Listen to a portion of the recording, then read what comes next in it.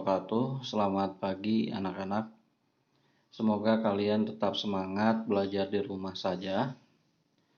Baik, pada hari ini kita akan belajar tentang teks eksplanasi. Jika di pertemuan sebelumnya kita belajar tentang teks prosedur, di mana teks prosedur merupakan teks yang memberikan informasi kepada kita mengenai tahapan-tahapan dalam menggunakan atau membuat sesuatu. Nah, di teks eksplanasi yang sekarang akan kita bahas, kita akan belajar apa sih yang dimaksud dengan teks eksplanasi. Baik, saya akan jelaskan. Teks eksplanasi adalah teks yang berisi tentang proses mengapa dan bagaimana. Kejadian alam, kejadian sosial, ilmu pengetahuan, budaya, dan yang lainnya. Jadi teks eksplanasi ini merupakan sebab akibat. Ya, jadi teks yang akan menceritakan sebab dan akibat. Sebab akibatnya yang seperti apa? Tadi disebutkan seperti kejadian alam, sosial, ilmu pengetahuan, budaya, dan banyak lagi. Dalam teks eksplanasi ada beberapa ciri-ciri atau ada beberapa tahapan yang disebut dengan struktur teks. Baik, kita lihat struktur teksnya. Kalau kemarin di teks prosedur ada alat dan bahan, kemudian ada metode. Kalau di sini di teks eksplanasi ada struktur teksnya terbagi menjadi 3 bagian. Struktur teks eksplanasi. Apa sih teks eksplanasi? Teks eksplanasi memiliki struktur yang terdiri dari pernyataan umum, dilanjutkan dengan urutan sebab akibat, dan diakhiri dengan interpretasi. Jadi struktur teksnya terbagi 3. 1. Pernyataan umum. 2. Unsur sebab akibat. Kemudian yang terakhir interpretasi.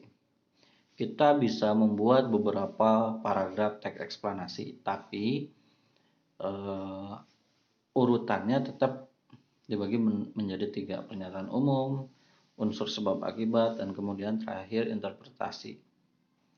Pernyataan umum ini berisi tentang statement atau pernyataan umum tentang suatu topik yang akan dijelaskan, proses keberadaannya, proses terjadinya, atau proses terbentuknya. Nah, di sini di pernyataan umum itu biasanya berada di paragraf pertama, di mana di sana akan dijelaskan secara umum apa yang akan kalian jelaskan di keseluruhan teks tersebut. Misalkan kalau kalian akan membahas tentang bencana alam, misalkan terjadinya erupsi Gunung Tangkuban Perahu.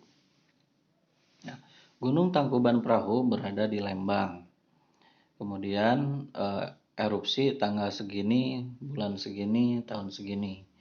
Nah, nanti setelahnya itu adalah gambaran umum. Nah, nanti di paragraf berikutnya kalian akan menjelaskan sebab akibat.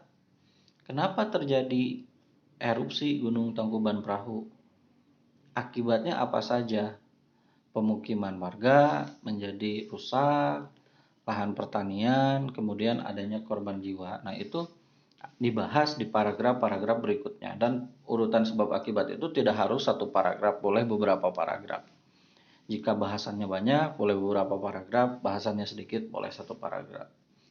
Nah, yang terakhir adalah interpretasi. Apa yang disebut interpretasi? Interpretasi itu adalah kesimpulan dari teks yang kalian buat nanti, dari teks eksplanasi yang akan dibuat. Nah, tapi di sana juga menyisipkan pesan dan kesan. Pesannya seperti apa? Misalkan pesan saya jika terjadinya erupsi bla bla bla bla bla. Kesannya apa sih selama erupsi Gunung Tangkuban Perahu, apa yang kita rasakan? Apakah terdampak oleh kita atau tidak? Kalau dalam hal sosial, misalkan terjadinya kemiskinan, atau misalkan yang sekarang sedang happening adalah tentang COVID-19, hingga kita merasakan terdampak COVID-19 yang akhirnya harus belajar di rumah saja. Nah, itu kita bisa dijadikan menjadi sebuah teks eksplanasi. Berikutnya, ciri-ciri teks eksplanasi. Teks eksplanasi memiliki 3 ciri-ciri yang dapat memudahkan kita untuk membedakan antara teks eksplanasi dengan teks yang lainnya. Kenapa demikian? Karena kemarin kita tahu kalau prosedur teks itu ada alat dan bahan, kemudian ada cara-cara merupakan poin-poin ya. Kalau teks prosedur ada step by stepnya ada. Nah, kalau di teks eksplanasi ini ciri-cirinya adalah strukturnya terdiri dari pernyataan umum, urutan sebab akibat, dan interpretasi.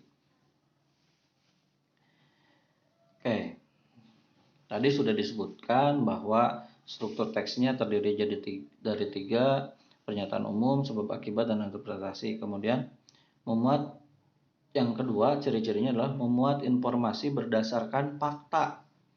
Jadi tidak berimajinasi, tidak berupa fiksi, tidak menghayal, tapi merupakan kejadian yang benar-benar terjadi, yang dialami, yang terjadi di dunia ini. Erupsi, kebakaran hutan, polusi udara, kemiskinan, kemudian budayanya kita misalkan budaya Sunda, budaya Indonesia, keberagaman, keanekaragaman budaya di Indonesia yang sangat banyak. Nah, itu kita bisa dibuat menjadi sebuah teks eksplanasi. Jadi bukan menceritakan tentang Naruto, tentang hal-hal lainnya ya. Nah, kemudian faktualnya itu ya, memuat informasi yang bersifat ilmiah atau keilmuan. Jadi informasinya yang benar-benar terdapat di buku gitu, yang sudah benar-benar dikaji kebenarannya. Erupsi itu kenapa? Jadi bukan karena hal mistis, bukan karena dibuat-buat oleh manusia, tapi memang benar-benar kajiannya, tulisan di teks eksplanasi ini merupakan sebuah kajian yang ilmiah, yang hanya terpikir oleh akal gitu. Nah, kemudian kaidah kebahasan teks eksplanasi. Teks eksplanasi pada umumnya memiliki ciri bahasa sebagai berikut. Fokus pada hal umum, jadi tidak spesifik ya. Tidak menjurus kepada satu orang, tidak menjurus kepada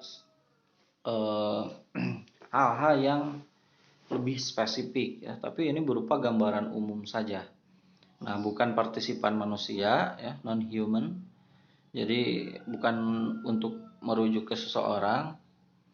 Nah, tapi di teks eksplanasi ini misalnya gempa bumi, banjir, hujan, dan polusi udara ya.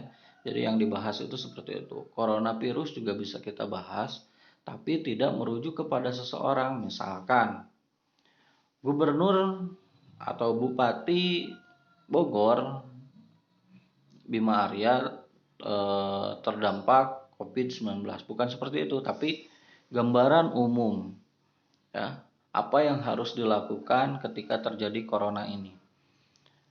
Bagaimana menyikapi corona? Nah, jadi seperti itu. Nah, mungkin itu saja yang dapat saya sampaikan hari ini tentang teks eksplanasi. Jika ada yang kurang jelas, silahkan ditanyakan di Google Classroom atau di chat WA. Terima kasih atas perhatiannya. Assalamualaikum warahmatullahi wabarakatuh.